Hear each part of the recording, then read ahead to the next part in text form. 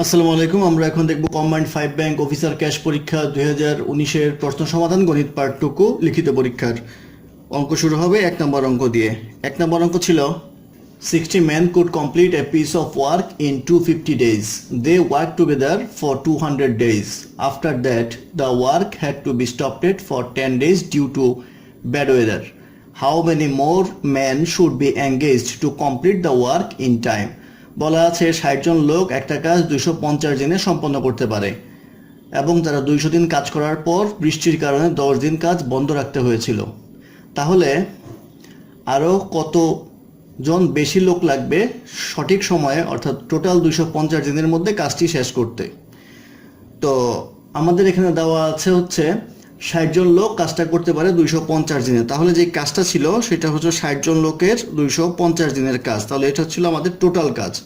আর আমরা ধরে নিব যে n জন লোক লাগবে ইন টোটাল 40 দিনে শেষ করতে, অর্থাৎ কাজটা দুইটা ভাগে বিভক্ত। একটা হচ্ছে কাজ করেছে 200 দিন আর টোটাল কাজটা শেষ করতে হবে হচ্ছে 250 দিনের মধ্যে। 200 দিন করার পরে 10 দিনের ব্রেক আর বাকি থাকে হচ্ছে তাহলে 40 দিন। অর্থাৎ প্রশ্নটা হচ্ছে 200 দিন কাজ করবে হচ্ছে 60 জন লোক, বাকি 10 জন কেউই কাজ করবে না। তারপরে এখন বাকি 40 দিনে শেষ করতে হইলে কতজন লাগবে? আমরা ধরে নেই n সংখ্যক লোক লাগবে।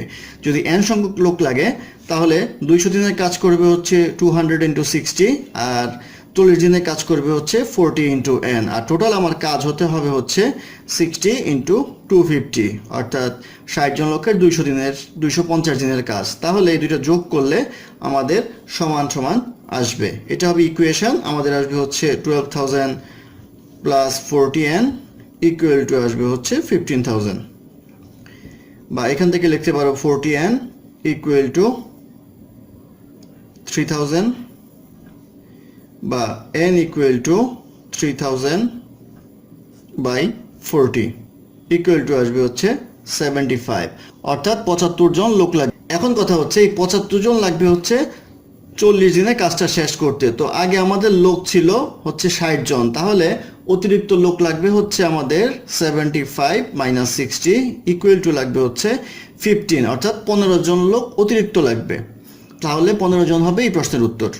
তারপর অঙ্ক নাম্বার 2 তে বলা আছে the ratio of the number of boys and girls in a school was 5:3. Some new boys and girls were admitted to the school in the ratio of 5:7. At this, the total number of students in the school became 1200 and the ratio of the boy to girl changed to 7:5. What was the number of students in the school before new admission? অর্থাৎ বলা আছে একটা স্কুলে বালক এবং বালিকার ratio ছিল 5:3 এবং কিছু নতুন বালক বালিকা ভর্তি হলো যাদের অনুপাত ছিল 5:7। এটা অবশ্যই এখান থেকে নতুন অনুপাত এবং এতে তাদের টোটাল ছাত্রছাত্রীর সংখ্যা হলো 1200। এখন এই নতুন ছাত্র ভর্তি হওয়ার পর তাদের বালক বালিকার রেশিও হয়ে গেল 7:5। জিজ্ঞাসা করা হয়েছে ভর্তির আগে টোটাল ছাত্র সংখ্যা কত ছিল। তো ধরে নেই প্রথমে ছিল বয়েজ অ্যান্ড গার্লস 5:3, অর্থাৎ 5x আর 3x, এটা ছিল প্রথমের অবস্থা। দ্বিতীয়তে বলা হচ্ছে যে 5:7 অনুপাতে স্টুডেন্ট ভর্তি হলো, তাহলে 5:7 সেই অনুপাতে সাধারণ রাশি ধরতে হয়। আমরা ধরে দেব y। এই x ধরা যাবে না, কারণ হচ্ছে এর রেশিও সাধারণ রাশি এবং এর রেশিও সাধারণ রাশি সমান কিনা সেটা আমরা জানি না। তাহলে এটা ছিল আগের বালক বালিকা, এটা হচ্ছে নতুন বালক বালিকা ভর্তি হলো। এখন আমরা লিখতে পারবো দুইটা যোগ করে, অর্থাৎ আগে ছিল 5x এখন ভর্তি হলো 5y ডিভাইড বাই লিখতে পারি আগে ছিল 3x এখন ভর্তি হলো 7y। আর প্রশ্ন মতে বলা আছে নতুন যে রেশিওটা এটা হয়েছে 7/5, অর্থাৎ 7:5 হয়েছে নতুন রেশিওটা। আরেকটা জিনিস বলা আছে যে নতুন সবাই ভর্তি হওয়ার পর অর্থাৎ এই সবগুলি যোগ করলে আমাদের আসবে হচ্ছে 1200, অর্থাৎ 5x plus 3x plus 5y plus 7y equal to হচ্ছে আমাদের 1200, বা এখান থেকে করলে পাওয়া যাবে 8x plus 12y equal to 1200, বা 2x plus 3y equal to লেখা যাবে হচ্ছে 300। তো এখান থেকে আমরা ইকুয়েশন যদি করি তাহলে পাবো হচ্ছে 25x plus 25y equal to 21x plus 49y, বা এখান থেকে লিখতে পারবো 4x ইকুয়াল টু 24y, বা x ইকুয়াল টু 6y। তো x ইকুয়াল টু 6y, আমাদের x এর মানটা বের করলে আমরা পেয়ে যাব টোটাল ছাত্রছাত্রীর সংখ্যা। তো এই সমীকরণটাকে যদি আমরা 2 দ্বারা গুণ করি তাহলে লিখতে পারবো 4x plus 6y equal to 600। তো এখন আমরা এই 6y এর জায়গায় এই 6y এর মানটা বসাবো, অর্থাৎ x বসাবো। তাহলে 4x plus x equal to 600 বা 5x ইকুয়াল টু আসবে হচ্ছে 600 বা x ইকুয়াল টু আসবে হচ্ছে 120। আমাদের বের করতে বলা হয়েছিল ইনিশিয়াল স্টেজে, অর্থাৎ প্রথমে অ্যাডমিশনের আগে ছাত্রছাত্রীর সংখ্যা কত ছিল। তো প্রথমে আগে ছিল 5x প্লাস 3x, এই হচ্ছে আগে ছাত্রছাত্রীর সংখ্যা, তাহলে আসবে হচ্ছে 8x। এখানে যদি আমরা x এর মান বসাই, x ইন্টু 120 ইকুয়াল টু 960, অর্থাৎ 960 জন স্কুলে ভর্তির আগে ছাত্রছাত্রীর সংখ্যা ছিল। এটি হবে এই প্রশ্নের উত্তর। তারপর অঙ্ক নাম্বার 3। নাম্বার 3-তে বলা আছে an article manufactured by a company consists of two parts A and B. In the process of manufacture of part A, 9 out of 100 are likely to be defective. Similarly, 5 out of 100 are likely to be defective in the process of manufacturing of part B. What will be the probability that the assembled part will not be defective? অর্থাৎ বলা আছে একটা article manufacturing company দুইটা part তৈরি করে, এ এবং B. এ পার্টের ডিফেক্টিভের সংখ্যা হচ্ছে 100টা করলে 9টা ডিফেক্টিভ হয়, আর বি পার্টে 100টার মধ্যে 5টা ডিফেক্টিভ হয়। তাহলে জিজ্ঞাসা করা হয়েছে যে অ্যাসেম্বলড একটা পার্ট না কত। তো এই ক্ষেত্রে আমরা প্রবাবিলিটি অফ আমাদের এ পার্টের ডিফেক্টিভ হবে, বলা আছে ডিফেক্টিভ হয় হচ্ছে 9 আউট অফ 100, 9/100 হয়, তাহলে ডিফেক্টিভ 9 এমন হবে হচ্ছে 1 মাইনাস 9/100 ইকুয়াল টু 91/100। এটা হচ্ছে প্রবাবিলিটি ডিফেক্টিভ 9। প্রশ্নে বলা আছে যে ডিফেক্টিভ 9 এমন হওয়ার প্রবাবিলিটি কত। আবার বি এর ক্ষেত্রে বলা আছে 5টা 100টার মধ্যে ডিফেক্টিভ হয়, তাহলে ডিফেক্টিভ না হওয়ার সম্ভাবনা 1 থেকে যদি আমরা এটা বিয়োগ করি তাহলে পাবো হচ্ছে 95/100। যেহেতু দুইটা বর্জনশীল ঘটনা এবং স্বাধীন ঘটনা, সেই ক্ষেত্রে আমরা লিখতে পারি probability of A into probability of B. তাহলে আসবে হচ্ছে 91/100 ইন্টু 95/100, অর্থাৎ এটা হচ্ছে ডিফেক্টিভ 9 সেটার প্রবাবিলিটি। এটা করলে আসবে হচ্ছে 8645 ডিভাইডেড বাই 10,000 ইকুয়াল টু আসবে 0.8645। তো 0.8645 হবে এটার প্রবাবিলিটি, এটি হবে এই প্রশ্নের উত্তর। তারপর অঙ্ক নাম্বার 4। নাম্বার 4-এ বলা আছে 3 runners A, B and C run a race with runner A finishes 12 meter ahead of runner B and 18 meter ahead of runner C. In another race of same time of runner B finished 8 meter ahead of runner C. Each runner travels the entire distance at a constant speed. Find the length of the race. তো আমরা ধরে নেই এই জায়গায় আর B এখানে আর C এখানে। বলা হচ্ছে এ থেকে বি এর যে দূরত্ব সেটা থাকে হচ্ছে 12, সরি এ থেকে যে সি এর দূরত্ব সেটা থাকে হচ্ছে 18। আর আরেকটা সিমিলার টাইপের রেসে বলা হচ্ছে যে এটা হচ্ছে বি আর বি থেকে সি এর দূরত্ব থাকে হচ্ছে 8 মিটার। এখন যেহেতু তাদের গতিবেগ হচ্ছে কনস্ট্যান্ট, স্পিড কনস্ট্যান্ট, সেই ক্ষেত্রে আমরা বলতে পারি যে এদের এই দুই জায়গার রেশিও সমান হবে। এখন এটা যদি x হয়, x দূরত্ব অতিক্রম করে তাহলে b করবে x-12, c করবে হচ্ছে x-18। আর এই ক্ষেত্রে যদি দূরত্ব x হয় তাহলে এটা হবে হচ্ছে x-8। এটা হচ্ছে দুইটা রেসের ক্ষেত্রে। যেহেতু তাদের কনস্ট্যান্ট স্পিড, সেই ক্ষেত্রে আমরা লিখতে পারবো হচ্ছে এই রেসের রেশিও এবং এই রেসের রেশিও সমান হবে, অর্থাৎ x-12 divided by x-18 equal to x by x-8।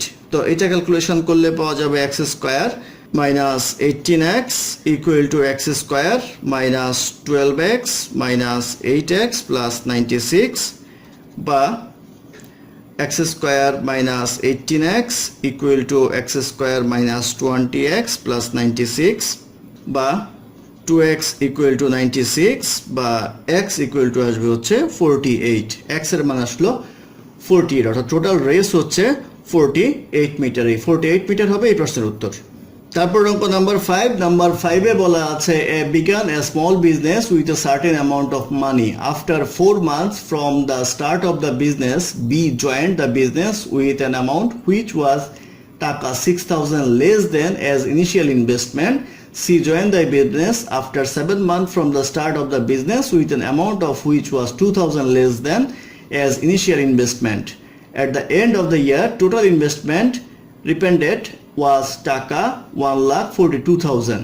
What will be as share in the profit if we received টাকা 8,000 at profit share? অর্থাৎ বলা আছে এ একটা ব্যবসা শুরু করলো কিছু পরিমাণ টাকা দিয়ে, তার 4 মাস পর বি এর চেয়ে 6,000 টাকা কম নিয়ে এখানে ইনভেস্ট করলো এবং সি 7 মাস পর এসে এর চেয়ে 2,000 টাকা কম নিয়ে ইনভেস্ট করলো। বছর শেষে টোটাল ইনভেস্টমেন্ট দাঁড়ালো হচ্ছে 1,42,000।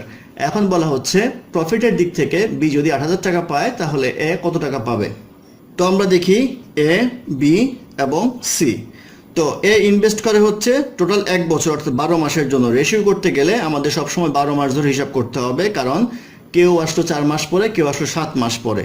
তো 12 মাসের জন্য ধরে নেই এ ইনভেস্ট করে হচ্ছে X টাকা, আর বির যে ইনভেস্টমেন্ট সেটা হচ্ছে এ থেকে 6,000 টাকা কম। 6,000 টাকা কম এবং সে আসলো হচ্ছে 4 মাস পর। 4 মাস পর আসলে 12 থেকে 4 তার ইনভেস্টমেন্ট হবে হচ্ছে 8 মাসের জন্য। তার ইনভেস্টমেন্ট হচ্ছে 8 মাসের জন্য, আর এর ইনভেস্টমেন্ট হচ্ছে 12 মাসের জন্য।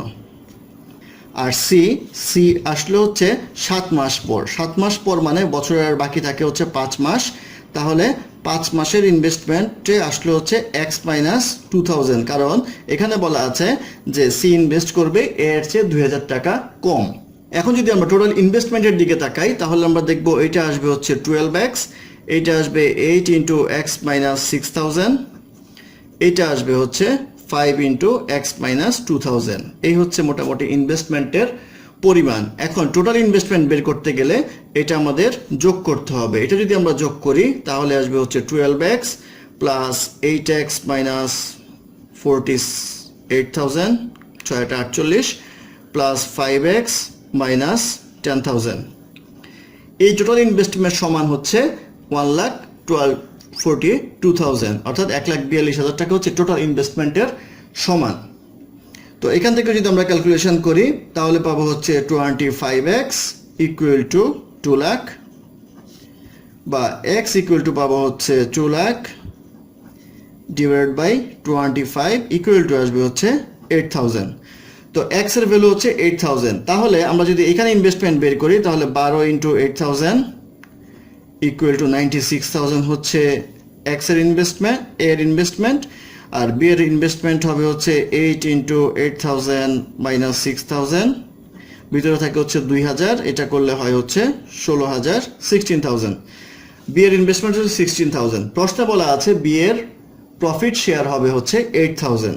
তাহলে যেহেতু রেশিও সমান হবে সেহেতু বি প্রফিট করে হচ্ছে 8,000, তার ইনভেস্টমেন্ট হচ্ছে 16,000।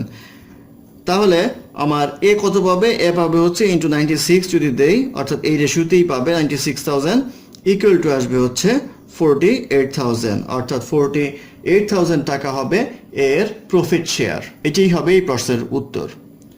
ধন্যবাদ আমাদের সাথে থাকার জন্য। আমাদের চ্যানেলটি ভালো লাগলে অবশ্যই সাবস্ক্রাইব করবেন, লাইক, কমেন্ট এবং শেয়ার করবেন, এবং অঙ্কে কোনো সমস্যা থাকলে আমাদের কমেন্টে জানাবেন। আমরা চেষ্টা করব ডেসক্রিপশনে তার সমাধান দেওয়ার জন্য। ধন্যবাদ।